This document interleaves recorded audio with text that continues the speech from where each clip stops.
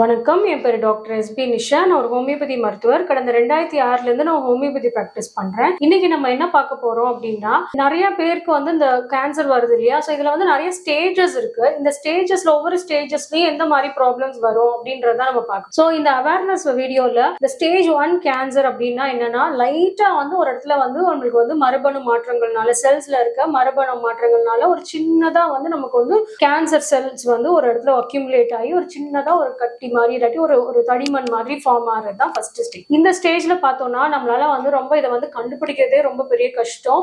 இந்த ஸ்டேஜ்ல யூஸ்வலா நம்மளோட நோய் சக்தியை இதை டிசால்வ் பண்றதுக்கு, இதோட ஃபைட் பண்ணி நம்மள டியூன் அப் பண்ணி திருப்பி ஹெல்த்தி உடம்புக்கு வர்றதுக்கு நிறைய சான்சஸ் இருக்கு. நிறைய பேருக்கு தன்னாலே அவங்களோட உடம்புல இருக்க நோய் சக்தினால இந்த செல்ஸ் எல்லாம் பாகோசைட்ஸ் அப்படின்னு சொல்லுவோம். பாகோசைட்ஸ்னா ஒரு கைண்ட் ஆஃப் செல்ஸ். அது என்ன பண்ணுவோம்னா கேன்சர் செல்ஸ் அப்படியே மூழ்கி அதை டைஜஸ்ட் பண்ணி கொண்டு வந்துடும். ஸோ இந்த மாதிரி இல்ல அப்படின்னா நெக்ஸ்ட் ஸ்டேஜ் ஒரு செகண்ட் ஸ்டேஜ் என்ன ஆகும்னா, இந்த இடத்துல ஒரு சின்னதா நமக்கு ஒரு டியூமர் மாதிரி கட்டி மாதிரி ஃபார்ம் ஆயிட்டு அது கொஞ்சம் அந்த இடத்துல மல்டிப்ளை ஆயிட்டே இருக்கும். ஸோ மல்டிப்ளை ஆகும்போது என்ன ஆகும்னா, அந்த இடத்துல நமக்கு இர்ரெகுலரா ஒரு நம்மளுக்கு ரெகுலரா ஒரு மாஸ் இல்லாம இர்ரெகுலரா அந்த இடத்துல ஒரு சின்னதா ஒரு கட்டி மாதிரி ஃபார்ம் ஆக ஆரம்பிக்கும். ஒரு தடிமண் மாதிரி உடம்புக்குள்ளேயோ இல்லாட்டி ஸ்கின்லயோ அந்த மாதிரி ஃபார்ம் ஆக ஆரம்பிக்கும். இல்லாட்டி நாக்குல எங்கனாலும் கேன்சர் வரும். நம்மளோட உடம்புல எந்த இடத்துல வேணா கேன்சர் வரும். இந்த செகண்ட் ஸ்டேஜ்ல என்ன ஆகும்னா, கொஞ்சம் கொஞ்சமா என்ன பண்ணும்னா மத்த இடத்துக்கு சுத்தி உள்ள இடத்துக்கும் எந்த இடத்துல இருக்கோ, இப்போ ஃபார் எக்ஸாம்பிள் பிரஸ்ட்ல இருக்கு அப்படின்னா, மார்பகத்துல இருக்குன்னா அதை சுத்தி உள்ள செல்ஸையும் அது கொஞ்சம் கொஞ்சமா அந்த நார்மல் செல்லையும் இது கொஞ்சம் ஸ்ப்ரெட் பண்ணிட்டே இருக்கும். ஸோ அதோட டெரிட்டரியை அது கூட்டிட்டே இருக்கும். தேர்ட் ஸ்டேஜ் என்னன்னு பார்த்தோம்னா, இந்த இடத்துல இருந்து நமக்கு கேன்சர் ஸ்ப்ரெட் ஆகிற விதம் அப்படின்னு பாத்தீங்கன்னா, முக்கியமா பிளட் மூலியமாவும் உங்களுக்கு லிம்ப் அப்படின்ற நிணநீர் மூலியமாவும் தான் ஸ்ப்ரெட் ஆகும். ஸோ இந்த நிணநீரும் பிளட் மாதிரி நம்ம உடம்புல எல்லா இடத்துலயும் இருக்கிறதுனால பிளட்ல இந்த செல்ஸ் லைட்டா உடஞ்சு மற்ற இடத்துக்கு ஸ்ப்ரெட் போகும். எல்லா இடத்துக்கும் போகும். எங்கேயாவது ஒரு வல்னரபிளா நம்மளுக்கு ஒரு இடம் இருக்கு, இதர் பிரெயின், லங்ஸ், ஒரு குடல் பகுதியில, இல்ல லிவர்ல, ஸ்பிளீன்ல எங்க வேணா போய் உட்கார்ந்துச்சு அப்படின்னா இது மூலியமா ஸ்ப்ரெட் ஆகிறது நம்மளுக்கு ட்ரை பண்ணது இல்லையா? இது மூலியமா அப்படியே ஸ்ப்ரெட் ஆகிறது உங்களுக்கு தேர்ட் ஸ்டேஜ். இந்த ஃபோர்த் ஸ்டேஜ்ல என்ன ஆகும்னா, ஏதோ ஒரு இடத்துல நம்மளுக்கு இந்த ஸ்ப்ரெட் ஆனது, இந்த கேன்சர் செல்ஸ் ஸ்ப்ரெட் ஆனது ஒரு இடத்துல போய் இன்னொரு இடத்துல போய் ஹால்ட் ஆகும். இன்னொரு இடத்துல ஏற்கனவே நம்ம பிரஸ்ட்ல இருக்கு அப்படின்னா லங்ஸ்லயும் ஒரு இடத்துல இன்னொரு இடத்துல ஃபார்ம் ஆகும். இல்லைன்னா லிவர்ல ஃபார்ம் ஆகும், ஸ்பிளீன்ல ஃபார்ம் ஆகும். ஒரு இடத்துல இல்ல 2-3 இடத்துல கூட அட் டைம் ஃபார்ம் பண்ணும் ஒரு 6 மாச காலத்துல. இந்த மாதிரி ஃபார்ம் ஆறதுதான் ஃபோர்த் ஸ்டேஜ். இந்த மாதிரி ஃபார்ம் ஆயிடுச்சு,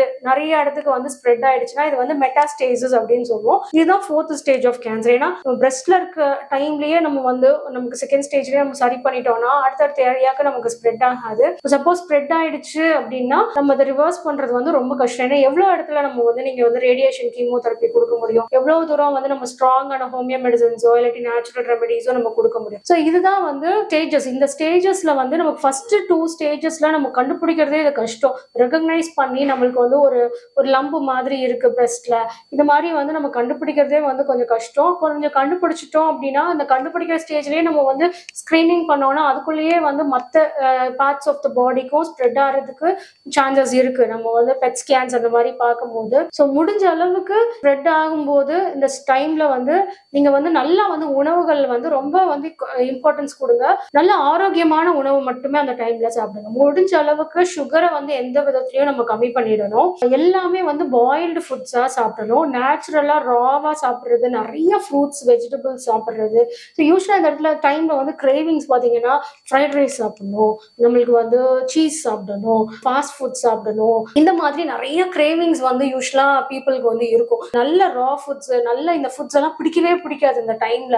பட் ஆனாலும் அந்த கிரேவிங்ஸ் எல்லாம் நம்ம கண்ட்ரோல் பண்ணி ஃப்ரைட் ரைஸ், ஜங்க் ஃபுட்ஸ் எல்லாத்தையும் அவாய்ட் பண்ணிட்டு நம்ம இந்த சுகர் இதெல்லாம் முக்கியமா அவாய்ட் பண்ணிட்டு கம்ப்ளீட்டா அவாய்ட் பண்ணிட்டு ரா ஃபுட்ஸ், நிறைய ஃப்ரூட்ஸ், நிறைய இயற்கை உணவுகளை நம்ம எடுத்தோம் அப்படின்னா இதை டக்குன்னு அடுத்தடுத்த ஸ்டேஜஸ்க்கு போகாம இருக்கிறதாவது நம்ம பார்த்து ரிவர்ஸ் பண்றதுக்கு கொஞ்சமாவது நம்ம ட்ரை பண்ணலாம். யூஸ்வலா இந்த கேன்சர் பரவும் போது சில பேருக்கு பாத்தீங்கன்னா இந்த கேன்சர் கட்டி ஃபாஸ்டா மல்டிப்ளை ஆகும். ஸோ ஒரு இடத்துல வந்திருக்கு அப்படின்னா 6 மாசத்துக்குள்ளேயே நிறைய இடத்துல ஸ்ப்ரெட் ஆகிற மாதிரி இருக்கும். சில பேருக்கு இப்ப வயிற்று பகுதியில ஒரு கட்டி வருதுன்னா அது 10 வருஷமாவே அதே இடத்துலதான் இருக்கும், தொந்தரவு பண்ணாது, வளர்ந்துருக்காது, அதே ஸ்டேஜ்லயே இருக்கும். ஸோ கேன்சர்லயே ஒவ்வொருத்தவங்களுக்கும் ஒவ்வொரு மாதிரி இருக்கும். சில பேருக்கு வந்த உடனே அந்த உறுப்பையே இப்ப யூட்ரஸ்ல வருதுன்னா அந்த உறுப்பையே எடுத்துட்டாங்கன்னா அவங்க அதுக்கப்புறம் 15 வருஷம் வரைக்குமே எந்த பிரச்சனையுமே இல்லாம அவங்க வாட்டில இருப்பாங்க. ஸோ இந்த மாதிரியும் நிறைய இருக்காங்க. ஸோ கேன்சர் ஒரு இடத்துல சில பேருக்கு பயங்கர ஃபாஸ்டா ஸ்ப்ரெட் ஆகும். சில டைப் ஆஃப் கேன்சர் ரொம்ப ஸ்லோவா தான் ஒரு வருஷம் 10 வருஷமா கூட ரொம்ப ஸ்லோ ஸ்லோவா தான் அது வந்து கேன்சர் ஸ்ப்ரெட் ஆகும்.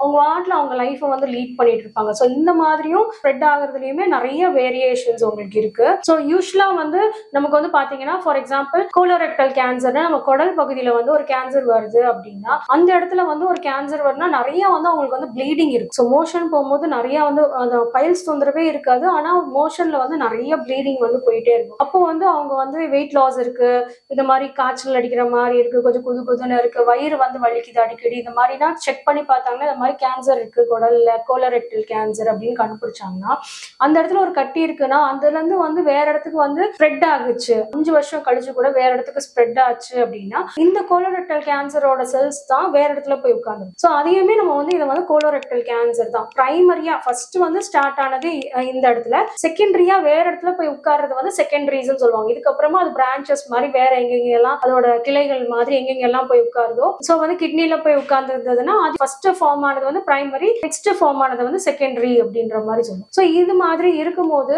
எவ்வளவு ஃபாஸ்டா ஸ்ப்ரெட் ஆகுதுன்றத வச்சுதான் இதோட இன்டென்சிட்டி வந்து நம்ம கொடுக்க முடியும். ஈவன் அலோபதியிலுமே ஈவன் கீமோதெரப்பி, ரேடியேஷன் இவ்வளோ ஸ்ட்ராங் டோசேஜஸ் கொடுத்துமே சில நேரம் வந்து அந்த கேன்சர் செல்ஸை வந்து கில் பண்ண முடியாது. ஏன்னா அவ்வளோ வீரியமான ஒரு நோய் அது.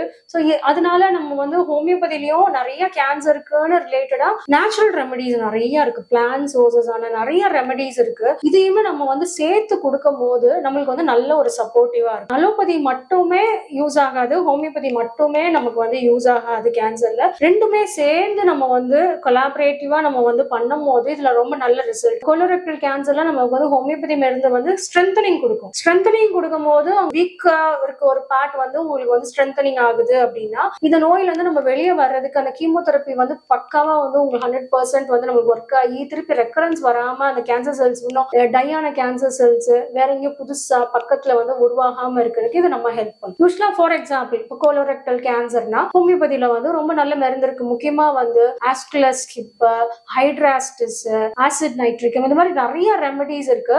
ஸோ அவங்களுக்கு என்ன மெடிசன்ஸ் வந்து ரொம்ப நல்லா சூட் ஆகுது அப்படின்றது பேஷண்டோட சிம்டம்ஸ், அவங்களுக்கு முன்னாடி அவங்களோட லைஃப் ஹேபிட்ஸ், அவங்களோட லைஃப் ஸ்டைலு, அவங்களோட உணவு பழக்கம், அவங்களோட ஃபேமிலி ஹிஸ்டரி, இதெல்லாம் பேஸ் பண்ணி நம்ம கொடுக்கும் போது ரொம்ப அழகா வந்து நமக்கு வந்து இம்ப்ரூவ்மெண்ட்ஸும் நமக்கு வந்து இந்த கேன்சர்ல இருந்து வெளியே வந்து ரொம்ப ஹாப்பியா நிறைய வருஷங்கள் இன்னும் மேலும் மேலும் நம்ம வந்து வாழ்றதுக்கு ஒரு 15-20 இயர்ஸ் வரைக்குமே ரொம்ப அழகா இந்த கேன்சர்னால டை ஆகாம வேற ஒரு ஹார்ட் ப்ராப்ளம்னால ஏதோ ஒரு ரிஸ்க்னால தான் டை ஆனாங்கன்ற மாதிரி இந்த அளவுக்கு ரிவர்ஸ் பண்றதுக்கு சான்சஸ் நிறைய இருக்கு. ஸோ இது ரிலேட்டடா உங்களுக்கு ஏதோ டவுட்ஸ் இருந்ததுன்னா நீங்க கமெண்ட் செக்ஷன்ல கொடுங்க, நான் ரிப்ளை பண்றேன். நன்றி, வணக்கம்.